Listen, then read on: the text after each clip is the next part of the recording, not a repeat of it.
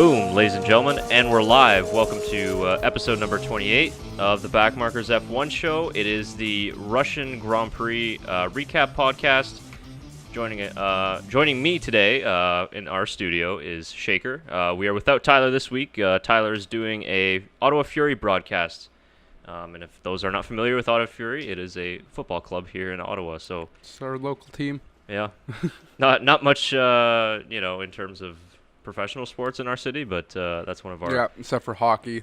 Yeah, true. And the CFL, that's about it. Yeah, There's no real professional football/soccer team. So we're a couple hours now removed from the Russian Grand Prix. We, of course, record this the day before. So, I don't know. I guess we can start with just initial thoughts on the race as whole. Going into this, we knew that, the Sochi Autodrome usually is a tough track for overtaking. It's essentially a street circuit. It's a sort of a hybrid mix here and there. But beautiful, situated around all the former Olympic events, and it's right on the Black Sea. So it's scenery. It's top notch. But usually we've kind of gotten some boring races in the past, and this one, in terms of track characteristics, actually delivered a pretty decent one. Yeah, I think we were saying right before we started. I was saying that half the race was honestly pretty interesting. Like, I was really into it. There were some good overtakes. Verstappen obviously had a huge run right off the bat. God damn. It was an impressive run. Dude, he turned his difficulty level to easy. It was. I think by lap 5 he was in P8 or 7. And he did start out off the grid, not off the grid, but he was started at the lower half of the grid, right? Oh, yeah, I didn't get to 19th. Yeah, I think so, something like that.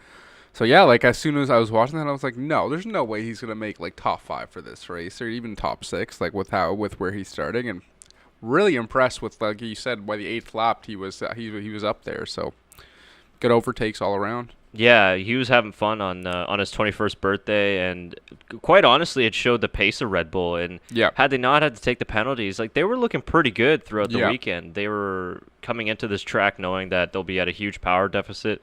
Obviously, there's a couple of long straights in this track, but man, they looked really good in some of the free practices. And then, Max, in terms of his race pace, looked phenomenal. So, well, I think during the race they were saying that, even though Red Bull, they were saying on the straight Red Bull doesn't have as much power, but they were expecting a lot of DRS for Red Bull for this entire race, and I guess that's what really helped them really jump all the way up ahead, to be honest. But you bring up a good point about the DRS, because I believe it's the one on the main straight, they moved back 90 meters. Okay. So the detection zone is earlier, so they can deploy it for X amount of meters longer than it was last year.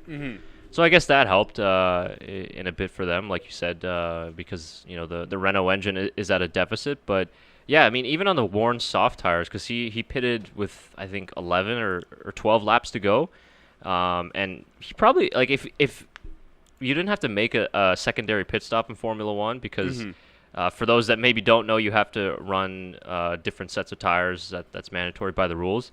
So if he didn't have to do that, he probably would have made it to the end no problem. Yep. And won the race. But it was so shocking when he led the race, because if anybody would have said that, you'd have been like, yeah, right, that's not going to happen from 19th on the grid. I thought that he'd get in the top 10 for sure. Yep. Most likely top 6. But yeah, when you saw he was leading the race and he was holding back Hamilton and Bottas and Vettel, that was impressive. I was very impressive. Yeah, like you. I actually didn't know it was his 21st birthday today, but yeah, that was. Yeah, that's crazy. He's been in the sport almost 4 years, I think. Yeah, right? That's very impressive. So yeah, and I think right at the beginning of the race, actually, you know what? While we're on Red Bull, I want to comment. What happened to Ricciardo in the last right? I don't want to say not 5 or 6, but maybe even more than that. He's there's nothing to be seen of Ricciardo in any of these races. Nothing. Yeah. Nothing to worth noting, not to be seen, but nothing worth noting about Ricciardo in these last few races or so. No, I agree, and if we're being fair to him for this race, he did have some front wing damage right in the middle that he did have to get to replace, because he was 32 seconds off whoever was ahead of him at that time. It might have been Magnussen. I'm not sure who it was, but he was way off the pace. Yeah, but I completely agree. It's not just this race. It's honestly since Monaco. Yeah, pretty much, eh? I was almost saying, I don't know. When was the last time he was on a podium, for Christ's sake? It's Monaco. I You know what, sure. that's I my- think yeah. Verstappen has pretty much been dominating the Red Bull team since after like a few races after that, because that's where he had his huge mess up, right? Or his Correct. his last big mess up for during Monaco, and then I think Verstappen's pretty much been the highlight of that team since then. I have nothing, like I said, nothing worth noting of Ricardo really, except for a couple like overtakes here and there, a couple of good runs, but yeah, I've no podium. You're like Yeah. you said. I'm pretty sure it's Monaco. I mean, if you commented to correct us if we're wrong, but I'm just trying to think quickly off the top of off my head. Maybe we're down some internet connection, so I don't know if we can look it up. I can look it up on my phone. Yeah. Possibly, Yeah. Maybe if you can just look it up. But yeah, he's completely fallen off, and I think it's part to do with the fact that maybe he didn't receive the contract interest that he was expecting at the beginning of the year. Yeah. Because he started the year on fire. I mean, he won a race before Lewis Hamilton did. We obviously remember all those great overtakes in China, and then in some of the other races to follow as well, he was on the podium and he was performing really well. And then obviously what he did in Monaco was surely one of the best drives, in recent memory. So I think going into this season and after those early races, he was expecting to get a call from Ferrari for sure, maybe even a Mercedes. And then after that, sort of, maybe after France, as they got close to the summer break, when all that started to quiet down and then the Charles Leclerc rumors started to ramp up, I don't know if Ricardo lost motivation, but maybe he lost a little bit of that fire. Yeah, no, I agree with you there. Like, I definitely can't, I don't want to say you see it in his drive, but I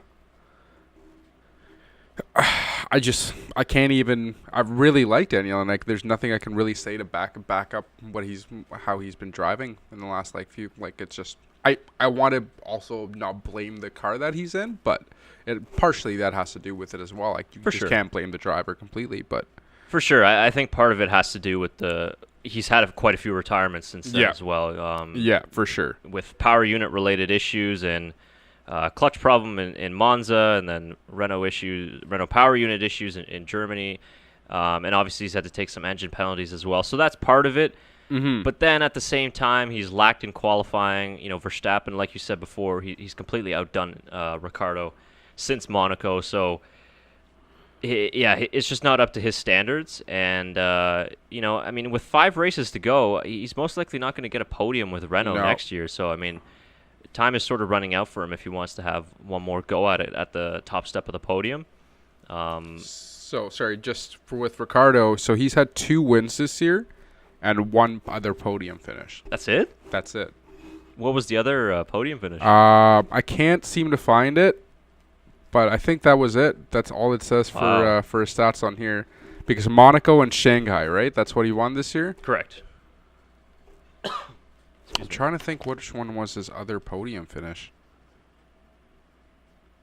This is really going to bother me now. I know, right? It wasn't Australia. Yeah, maybe if we find out, we'll maybe post it in the comments afterwards. Yeah. But I think it was in one of the early or mid-pack races. It was in between his 2 race wins, I want to say, right? I think so. Yeah. Or was it? Yeah, I think it wasn't Baku. That's for sure. No, it was in between his race wins. Spain, maybe. Maybe Spain. I don't think Spain either. But yeah, I'm not sure. I don't know if you can go on the F1 website. They have all the individual results from each race, but I think you're right. It was probably in between his victories. But anyways, if Shaker finds that, he'll let us know. So yeah, and going into the new deal with Renault, he's obviously probably not going to be fighting for top positions next year in 2019. So. But yeah, definitely, I would agree. He's been pretty quiet the last 7-8 races or so, and usually, he makes news for making those overtakes during the race and stuff like that. But yeah, he's been pretty quiet. Yeah, it's been I don't know. And Max Verstappen, just credit to him because he's completely outdone him since Monaco. So good for him. Yeah, I don't know if it had to do with all the media talk that was going against him at the beginning of this year, but he's really stepped up his game. Not even halfway through the season, but slightly like a quarter way through the season, he realized what he needed to do. And maybe that's part of it, that laser focus that Yeah. Verstappen had after the all the incidents and the criticism. Maybe that's just slightly missing from Ricardo, where he had a lot of distraction in terms of the contract talks and all that stuff. So there's probably a lot going on for him off the track, and then that's always sort of maybe an awkward situation too when you know you're not going to be there next year. So your engineers and all the development is not really going through you anymore. And I'm not saying they're hiding stuff from him, but you're not going to tell him like, hey, this is what we're looking for in 2019. So he doesn't want to take that to another team. So they're probably leaving him out, so to speak, in a couple of those discussions. And the focus is shifting more to supporting Verstappen. Max. Well, yeah, you notice it as soon as he started to get those like podium finishes / like his wins. You could really see the change of focus that was going for Red Bull, rather than be, at the beginning of the year, I want to say they were kind of trying to support both of the drivers and whoever was up ahead to try to do it. But I think after he had those, they were really trying to get more Verstappen ahead and try to make him their primary driver, which obviously we know next year he's going to be, because as great as Pierre Gasly is, he is going to be a support driver for a few years while he's at Red Bull, until we'll see what happens with Verstappen, in my opinion. But unless he comes out like super, pedal to the metal and challenges Max, which he could. He could. That's going to be a young team, though. That's an interesting lineup. It's going to be a lot of ego on that team, in my opinion. But we'll see. Exactly. Yeah. And in the interview for his birthday, Verstappen said that by 30 he wants to at least have 4 championships. Wow. Something like that. So that's a big goal. Ambitious kid, that's for sure. Nothing short of confident, but I mean, the fact that he's 21, he's got so much time left in the sport. It's you there. know what? Like Hamilton and Vettel are both in like what, early 30s, late 20s? Early 30s, I think so. Yeah. Yeah. You know what? I could 100% see him get at least. This is just me guessing. Obviously, get at least like 2 of those. Maybe not 4, but I see him potentially getting 2 by he's 30. Yeah, no doubt. If he has the car to support him, I think he'll get to 4 if he has the car for sure. Yeah. Something like of what Hamilton has had the last couple of years.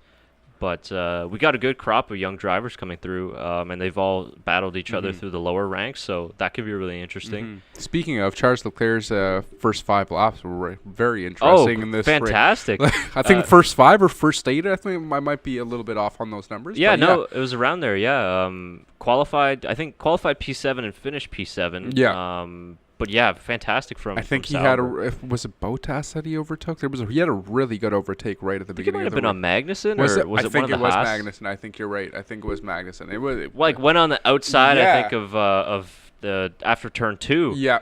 Where Hamilton got Vettel. So yeah, that was really impressive. Yeah, he had even the commentator said if he's gonna drive like that next year, he's for Ferrari. He's gonna be a driver to watch. I'm really excited for next year, to be honest, with how they're managing how these teams are shaping out. So yeah, it's a great dynamic for sure. But I agree with our last podcast as well. I'm saying for next year, because I'm pretty sure the championship is lost for anybody else but Hamilton. Yes, and let's get to that, right? I think so now. I think we can call it now, right? I think we can at this point. I think we can call it. I think Vettel himself, if he had gone this one, it might have given him a little push to try and do better for all the other ones. But I think it's coming down on him at this point, that he's realizing it's a much harder goal to achieve every race that he goes into. So. Yeah.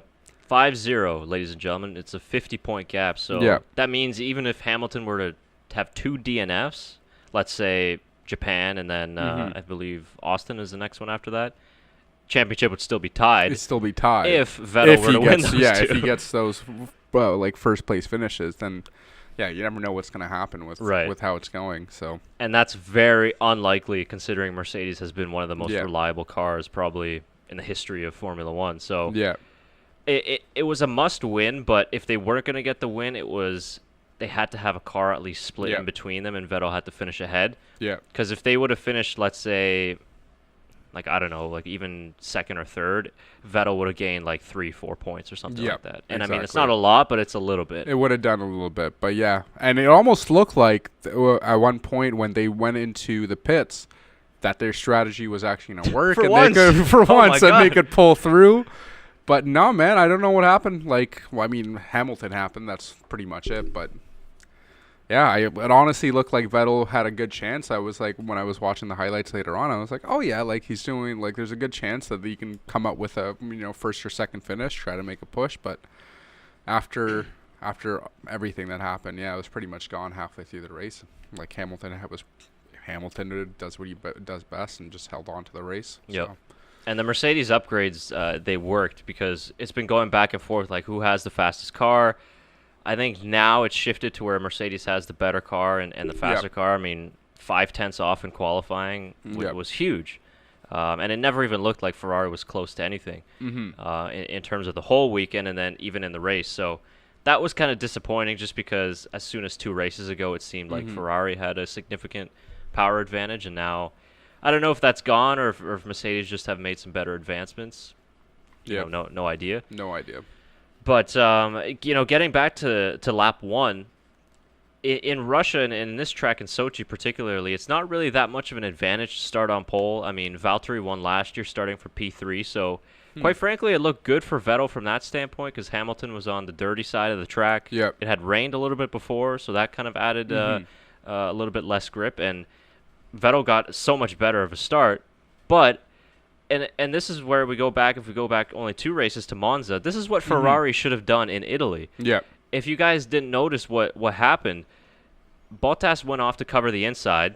Hamilton got into Bottas' slipstream to get that toe, which you saw the significant fucking advantage that he got from that. He like zoomed right past Vettel, no problem. And then they did this in a way where they covered, so Bottas covered Hamilton covered Vettel. So they assured themselves that they were going to get a Mercedes 1-2 after the first corner. And that's what Ferrari should have done in Italy. If they would have done that, they would have finished 1-2 just like it was the race. So this was honestly like a mirror race of Italy, except reverse. So Mercedes starting. on advantage for Mercedes on the other end. Yeah, and that's why they're going to win the championship, because they think like that. Both the drivers think like that. The team, the engineers, they think like that. Instead of Vettel when he tries to pass Raikkonen in the first turn, which with cold tires and, cooler brakes, it's not the best idea. It's much harder to do, yeah. Exactly. So, I mean, that was really, really well done. I don't know if that was discussed, but it probably was. Oh, yeah, no, I do not doubt the fact that it was discussed beforehand. It's the first turn. They have their game plan starts right there. It's the most important part of their game plan, in my opinion, of how they're going to start off this race with the drivers. They want to maintain first and second, right, or top 3. But, yeah, no, I agree. It was first half of the race. And they anticipated it. They probably even knew that Vettel was going to get a better start just from where he was on the grid. And, they covered it off really well. And, I mean, Ferrari fans were probably super excited because Vettel was alongside him. And then once he got into the toe of Valtteri, it was pretty much done after that. After the pit stops, I mean, finally they sort of got the strategy call right. But seeing as it maybe turned out, I don't know. I think they probably got the strategy right. No, I think so. I think, you know what? I do not blame Ferrari's strategy for this one. I think they had a really good strategy, and like we said, like it worked for once this year. But yeah, no, it was all Hamilton and Bottas pretty much the entire race, and Verstappen for like he had a very good highlight for this race. But there was nothing Ferrari that they could have done for this race, really. Yeah, I mean Vettel didn't hang on to that position for very long. No, not at all. And it just showed. I don't think Ferrari had a chance either way, no matter what they would have done, unless Mercedes would have had some sort of technical issues. Hamilton got by him pretty easily. I mean, that was under investigation where they almost sort of touched going into turn 2, and afterwards, I think it was just racing. Yep, I think so. Especially considering it's for the championship. I mean, Vettel's not going to give it up that easily. No. And going into turn 3, I mean, he said that he didn't really see Hamilton, so he kind of, in a way, backed off a little bit just because he wanted to be fair. Yeah. So, I mean, that's obviously nothing deliberate by him or anything like that. So for sure. I'm glad they didn't give a penalty because that would have been it would have been a little bit too much, for sure. And yeah, like you said, after that, it was pretty straightforward. And then it got interesting because Verstappen was staying out. Yep. Everybody knew that he was going to have to make a pit stop, but it was sort of starting to back up the field a little bit. Vettel was getting slightly a bit closer to Hamilton. And I forget exactly where which lap it was, but it was semi earlier in the race. I mean, it wasn't close to the end. It was a bit earlier, halfway through the race, where Valtteri just let Lewis Hamilton pass. Yeah, I think it was between lap 23 to 24, 26 or something like that. Something Almost like at that. the halfway. Or Yeah, it was pretty much that point. And, like, it almost looked like he stopped, like, suddenly. It wasn't like, okay, like, I'm going to slow down and let you go. It looked like he had a sudden stop to let, like, he was fucking pissed, obviously, to let him go by. But, yeah, I don't know, man. Well, I'd be interested to know what you think, because, from I guess it's like a neutral point of view. Like you haven't watched Formula One for maybe as long as myself or some others watching where this comes into play. But what did you think from watching from somebody relatively new into the part? What's your opinion on team orders and how that should work? I understand why Hamilton was obviously let by. It was for the championship, and I totally get it. I totally understand the strategy behind it. But if I was Bottas and it was gonna happen like that for me for the Mercedes dominance for how it's going, and Hamilton was always gonna be in the pecking order for number one, honestly, I would try to leave. He's a great driver, and he deserves to. If he was on another team and he was a primary driver, I think he could make a really big push for the championship on his own. But I don't know if he wants that or if he's. But from today's drive, with how he was let go, I don't think he wants to be the secondary driver. In my point of view, I don't know. Like, I totally understand why Mercedes did it, but in Bottas' point of view, I'd want to leave if I was a driver in his position. Yeah, no, you bring up a lot of good points, and I think I would have to agree. Again, I same thing. I completely understand why they did it. Yeah. Was it necessary? Probably not. No. Because, it was assurance. That's all it was. Right. That's all it was. And like we said at the beginning of this podcast, that pretty much assures that Hamilton is going to be winning this year. No doubt. And like we said, we understand why they did it, but it's how it goes sometimes. Yeah, because if you look at it from the perspective of Valtteri Bottas, I mean, you did what you need. I mean, it would have been different, right? If he's P2 and they say, okay, hold position. Yeah. Don't attack Lewis. And we're gonna use your slipstream to get it bad. He was in first position, and they let Hamilton go pretty much. Like, yeah. That's all it was. And I mean, what else does he have to do? He got pole position. Yeah. Better lap than Lewis Hamilton. Got away at the start better. Yeah. So, if you're in his camp, you're thinking, well, what do I got to do to win a Grand Prix here, right? Well, yeah. And it is a team sport to an extent, but at the same time, there's one championship winner. Exactly, exactly. And you want to win races too. I mean, nobody, even if you're a backmarker, nobody's in the sport just to be in the sport. You want to win races. You want to win races. And especially when you're in a car like a Mercedes that's fighting for a championship and that's capable of winning many races, that's what you want to do. So I would agree. I think that at the end of this season, and again, I think this is maybe part of it is his fault as well, because on the outside he's a very nice guy. Yeah, he seems like a very nice guy. Yeah, he's very quiet. I think that's part of the sort of the Finnish demeanor. He doesn't give off very emotion, and we can't read that much into him. Except for today. Yeah, it was very evident on his face what he was thinking. Yeah.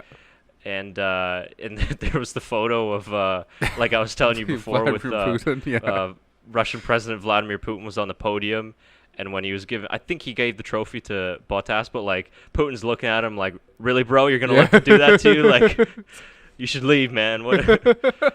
But he was just completely devastated because even during the race, like at the end of the race, he got on the radio and he's like, okay, how are we finishing this? Yeah. And then like the engineers are like, oh god. It's like, we'll explain afterwards. Just tell the guy that he's not going to be winning this race. Like, why are you going to let him down after the race? Like, obviously, it's already going to happen. But I sort of got the sense that they didn't tell them that before the race. Yeah. No, I totally got that exact same feeling. It wasn't like, no, you guys are going to go out a race, and depending on how you're going to do, we'll decide. Right. And then you could tell that it was already like pre-decided that if they're both in the top three, Hamilton is going to be making the push to get the win. And for me, the more problem was when they did it in the race. Mm-hmm. Halfway through, not even towards the end. Like, I just don't think Vettel was a threat. No, I don't think so. And not even just like at that certain point in the race was he a threat. I don't think at any point in the race where, like, at one point where we said the Ferrari's strategy actually worked and it might actually come through. I think up until after that point, maybe a few laps after that point, I think Vettel had lost it. I don't think he was going to make a push to try to get first place at that point. That was if they had followed through with that and everything worked out in his favor, maybe Vettel would have had a chance. But I think you're right. I don't think Vettel was a threat.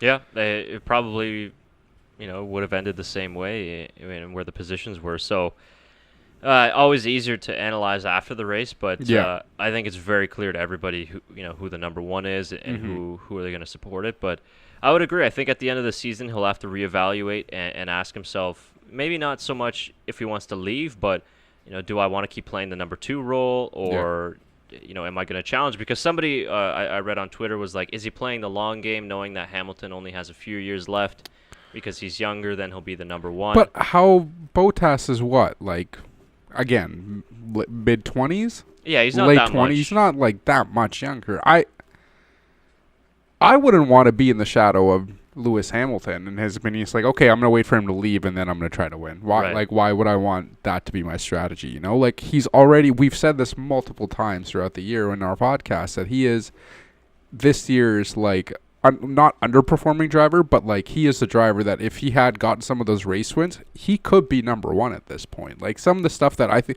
we said he was the unluckiest driver, F1 driver of 2018. Like, and I still hold that fact that he is still the unluckiest driver of 2018. There's been so many chances that he could have won. And we brought it up multiple times. Like, he's a talking point this year, in my opinion, compared to a lot of the other drivers where, like, obviously Vettel and Hamilton are always talking points. But I think this year, like you said, I'm a new F1 watcher, but I feel like he is way more talked about compared to a lot of the other drivers we were expecting to talk about this year. Like, obviously Verstappen, Ricciardo had their chances. Kimi had his few chances, but Bottas has been brought up more times than you'd think. So, yeah, we'll see how his future plays out. For me, I think he has to take sort of the Nico Rosberg attitude to it, and because what Rosberg did essentially in this era, he's been the only guy to challenge and to beat Lewis Hamilton. Yep. So I think he kind of laid out the blueprint, because not a lot of people predicted him to win a championship.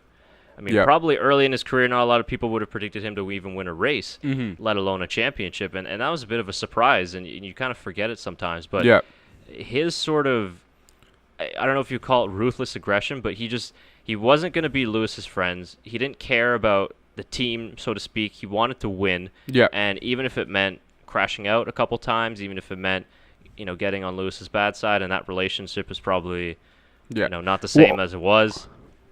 I think at that point, he cared about being a driver rather than being a team player. He was like a driver. He wanted to race and he wanted to win. Where, like, I feel like Bottas is trying to be more of a team player on that Mercedes team. For sure, I would agree with that. Yeah. And he's new, right? So I totally understand. And like I said, like I get why he's there. In my point of view, I would just go about it in a different way. That's a personal view. So yeah, and it all starts in the beginning of the season as well. If he puts that pressure on early and gets himself in a situation where he's even challenging for the championship, right? So that would be interesting. But if you're Mercedes, you love this driver pairing because it's so easy to deal with. I mean, the Rosberg-Hamilton era was very toxic. I mean, they lost a lot of points as a result of them crashing into each other. Yeah.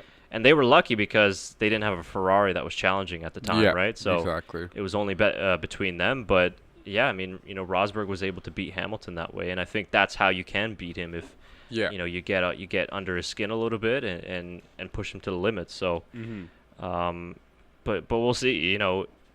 He's obviously a very talented driver, and I agree. I think he's capable of winning a world championship. Yeah. It's amazing that he hasn't won a race this year, but for Valtteri's sake, you better hope. That still shocks me. Like, when you said that, I was like, has he not? Yeah. Like, yeah, you're right. He has not won a race this year yet. Is he in second or third right now? I think he's in third in the championship. Yeah. Third? Yeah, third, maybe fourth. I'm not sure. I don't know if between Vettel and Bottas, would you try to push for second more of as a pride thing, or would you try to just ride it out. Like if I was Vettel, I would try to push for second, and same with Bottas to prove that I'm still that driver that can represent this team. Right. I think if you're Valtteri for sure, and I mean part of it's the constructors as well too, right? That championship, which I mean I think Mercedes will probably come out on top of that as well. I agree. Like how many times have we seen DNFs from Mercedes this year compared to any of the other teams? So like I can't even.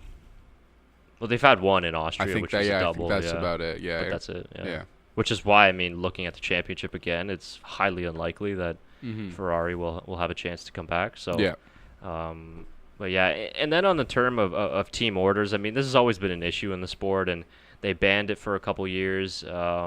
But teams still found the way to get decoded radio messages to drivers to let them know to get out of the way. But yeah, it's interesting. It's an interesting debate because it is a team sport. Yeah. But they're individual drivers. Yeah. And then when you have the situation where you got one guy that's fighting for a championship, and then one guy that's fighting for the race win, I mean, obviously, what's going to outweigh what, right? Yeah. I mean, even Vettel said that they made the right decision. To let Hamilton go? Obviously, he's going to say that, right? Because he's sort of in the similar situation. But if you're Valtteri Bottas, who everybody's saying is like the next Rubens Barrichello, who did the same for Michael Schumacher for however many seasons. I mean, if he's okay with it, I get it. Then but more power to him, right? But it doesn't seem like he's okay with it. As like from what we see after the races and his reactions is what I'm getting. But I don't know. Yeah, I think to wrap up on that, it was just to me what seemed unfair was they didn't tell him the intentions. Yeah, before I think the race. Toto Wolff knew when this race started that unless Hamilton gets by him first corner or first lap, this is going to have to happen. Yeah. So that maybe is the part that bothered me, was that he was maybe blindsided by that decision, and he had the pace to win the race. It wasn't like it was. Yeah, it's not like he was lagging behind or his car was messing up, and they're just like, oh no, just let him go. Your car's messing up. You're not going to win. Right.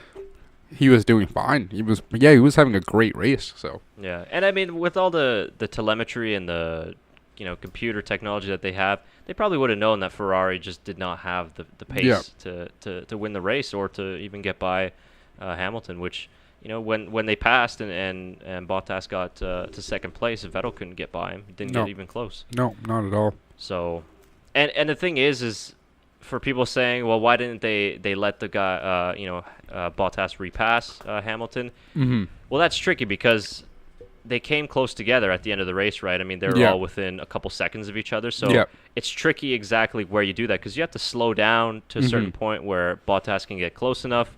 But then what happens if Vettel gets close and then something happens there, right? So they had also lap traffic that was in place. So it was obviously, I think, much more of a risk. There was no safety car for this one, was there?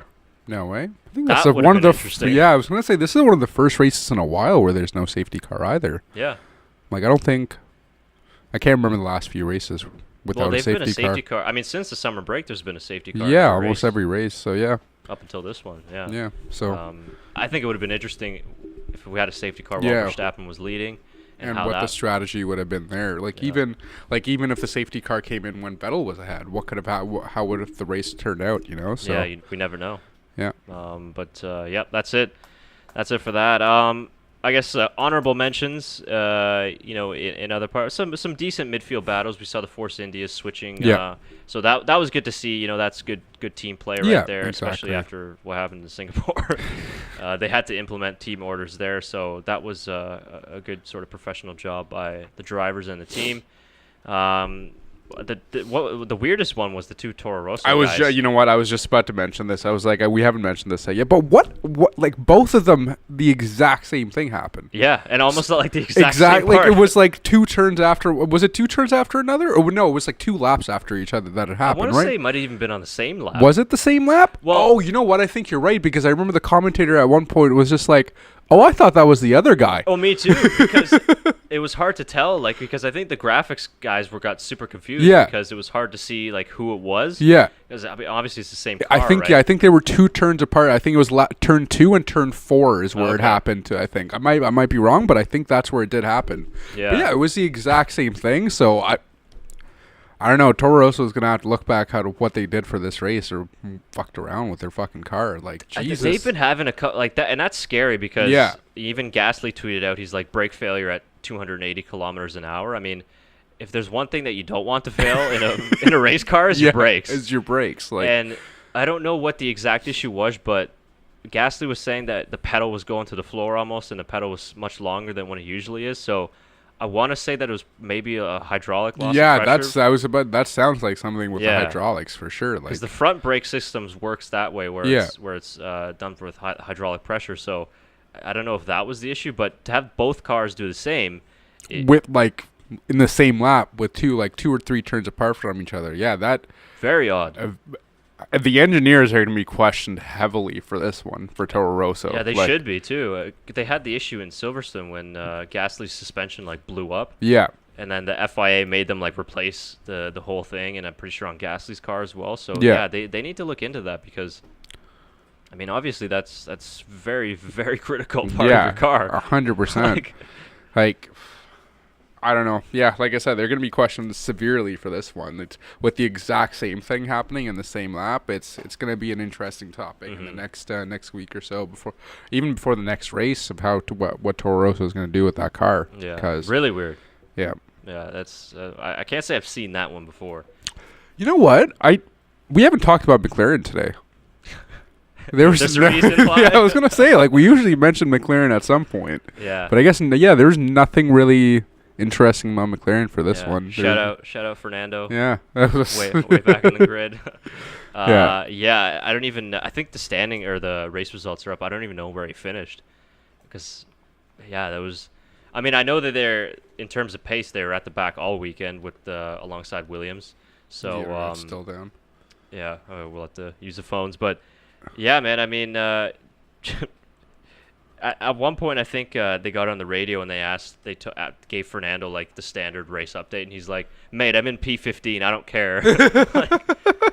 She's like, I am not getting up there. It does not affect me in the slightest. Let me just fucking race. It is what it is at this point. So, all right, where was he? So just very Van disappointing. Doren was in 16th, Oh, wow. and then Alonso was in 14th place.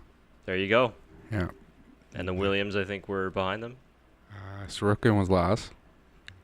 Way to finish for your home race. Good job. Killed it. Yeah. I didn't realize Sainz was down there too. I thought he was in the middle at some point in the race. Yeah, he had some contact with Magnussen, and I believe. I must have but, missed that one. I think it was after the pit stops. He just fell behind. But there's another guy not having, not having a great season. No, is he still with Renault next year? No, he's moving to McLaren. Okay. So he takes yes, Alonso. correct. Yeah, so it was Stroll between Alonso and Van Dorn in 15th place, and Ericsson, Hulkenberg.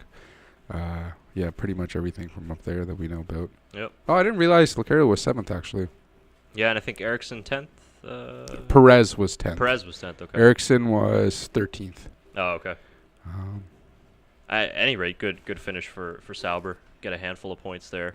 Yeah. And Force India as well. So, but yeah, I mean, it was an okay race. Not one of the best this season. Not one of the best, worst. but it Kind of in was. the middle. I don't know. This race pretty much says how the rest of the season is going to go off. I think B, in my Pretty opinion. much. I think that's just it. Like, there's going to be. I think it should be a few interesting races, but especially between Bottas and Vettel. But yeah, we'll see. Yeah, 5 more to go. Doubleheader this weekend. Yeah, where are we standing for points right now? Actually, I wanted to check that. So we're Hamilton with 306, Vettel with 256, Bottas with 189. Sorry, Oh yeah, he's Kimi with behind. 186. Wow, well, pretty close between three. Neither of those drivers have a win either. Yeah. So that's interesting. And then Verstappen and Ricardo at 158 and 134. If I was Verstappen, I would also try to make a push for either third. Yeah, you get what you can. Yeah, if you can, like Valtteri and Kimi probably need maybe 2 bad races Not like bad either, just not in the top 3, you know. And Yeah, if he yeah. gets in there, he can make a push. At Should this be point, interesting. it's probably all that he can do is just Yeah. aim for personal best and Yeah. try and win a Grand Prix before the end of the year. Mexico probably the most likely track to do it at, but I mean, I don't know which race it'll happen at. Probably maybe even Austin or Mexico, where Hamilton will officially wrap up the championship. Yeah. And then after that, it's probably, I mean, statistically, Hamilton, when he wins a championship, he kind of just Does shuts whatever. it down for the rest of the season, so to speak. Oh, yeah. And, That's good. you know, Doesn't get lazy though. That's good to hear. It might allow Valtteri or Kimi to win a race after Yeah. that. So maybe if you're Bottas, you just can't wait until it's finally official, and then you can, Yeah. because then they'll let him win the race for sure. Yeah. 'Cause It's it doesn't matter. Yeah, just drive. Just do what you need. Right. So, but I think at this point, let us know in the comments if you still believe that Vettel can pull it off. But 50-point gap in a double DNF cushion is quite a lot, and he had to come away with this weekend slicing into that gap, even if it meant 2 points, 3 points, and he didn't do that.